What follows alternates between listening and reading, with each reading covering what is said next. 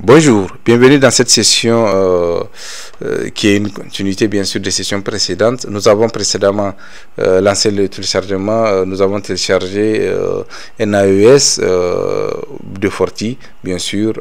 Après avoir téléchargé, cloné, installé iChar2, nous avons essayé de télécharger NAES de Fortinet, la version 7.07 qui a terminé avec succès. Vous voyez déjà l'avantage.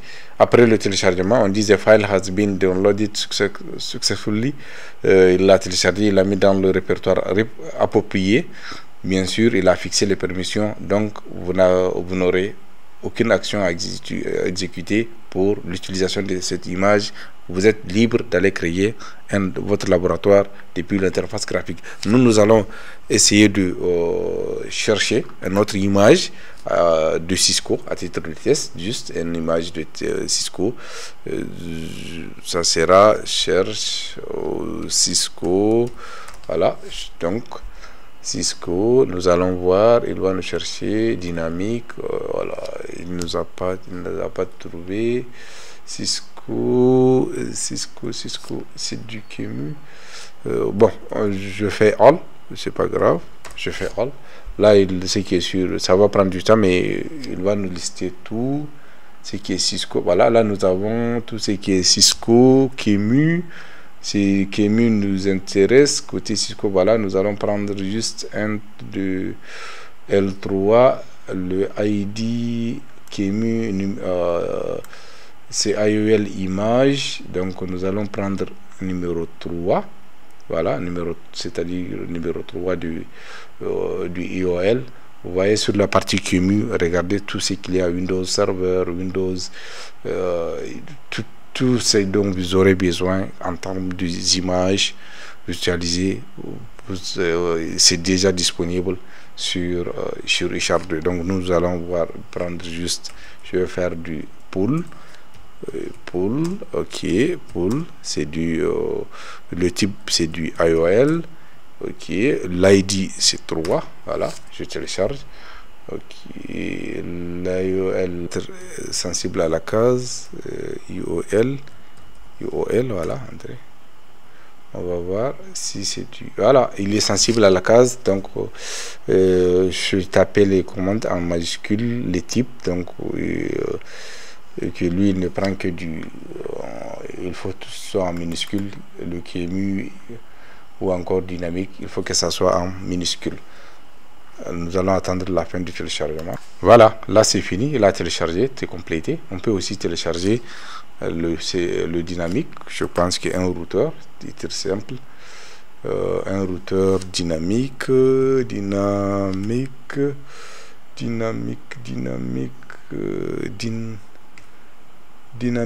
pas dynamique, excusez-moi, dynamip ID 20. Voilà, c'est un routeur Cisco. On va télécharger aussi. Tac tac, là il télécharge par ok.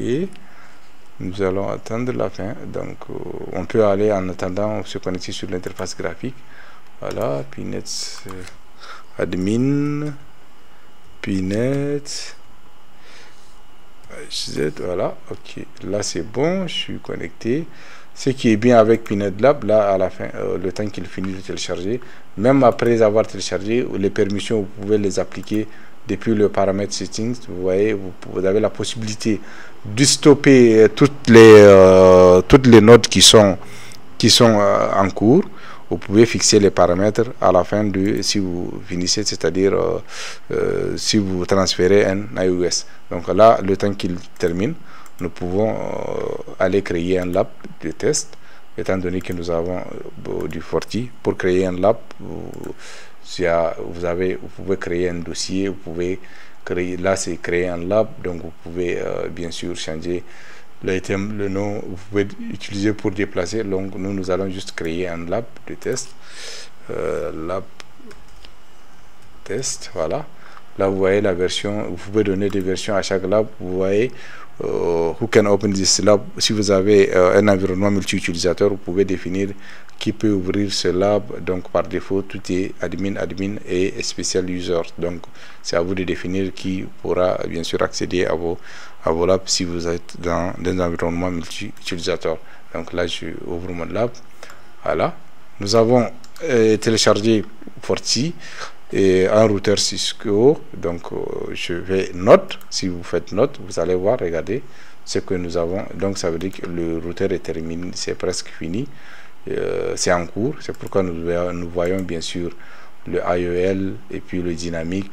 Nous le voyons Forti. Voilà. Donc vous voyez, je peux mettre Forti.